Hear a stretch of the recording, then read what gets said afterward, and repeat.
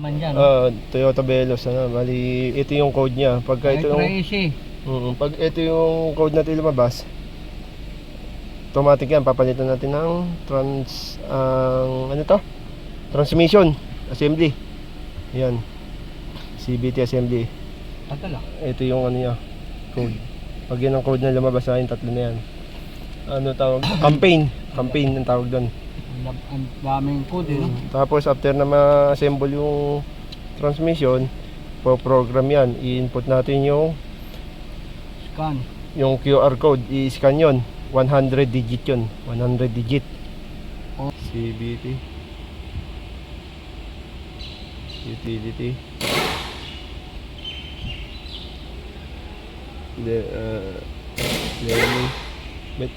Learning lang naman, di ba dapat ganyan lang yan. Yan, tapos ito napindot mo na pala to.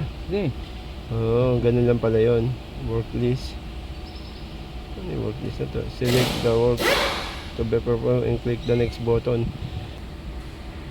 Ayun. Unit assembly Yan, mamimili ka dyan. Red, dali. CVT unit assembly, click the next. Ayan. Input. Yung QR code. Lalagyan natin dito yung yung QR code.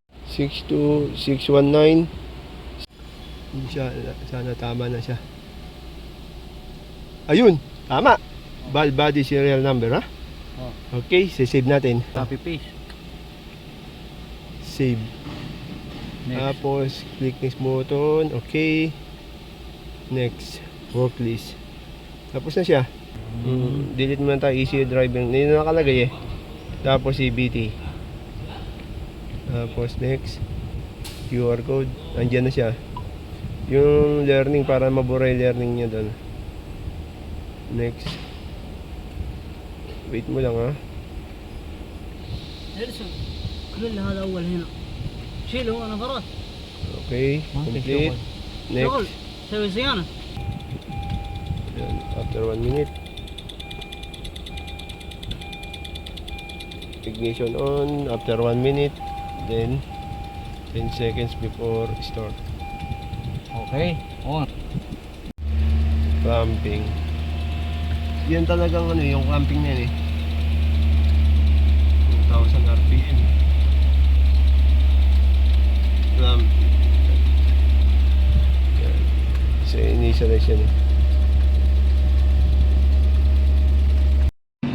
Full the parking brake. Step on the brake pedal strongly. Do not step the accelerator pedal. Put the shift lever in D range.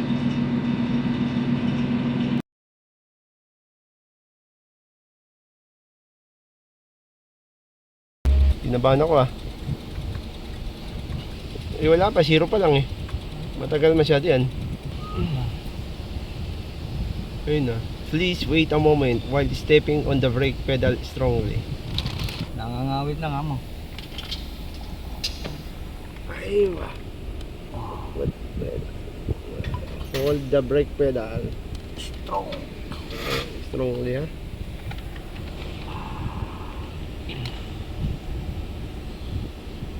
Tapos direction ng R, di ba? After the range learning, go to reverse learning. And then after that, parking.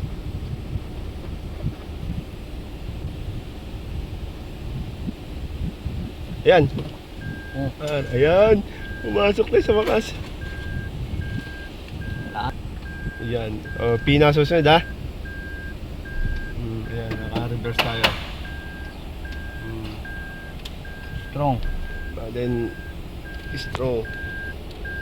Brake pedal. Walay. Balubat na tayo. Ayan. Basahin mo, range complete. P mo na. Okay. Okay. Learning successful. Alas. Exit. Okay. Okay. Yan. CVT learning, ha. Okay. Next. Utility. Okay. Click next button. And then work. Okay. And then next. And then go to ECU. Okay, ECU. and then next, and then next again. Okay, this is the final. Finish. Already recorded the new transmission serial number of valve body. Okay, this is the pin. This is the code of the transmission. Ganun.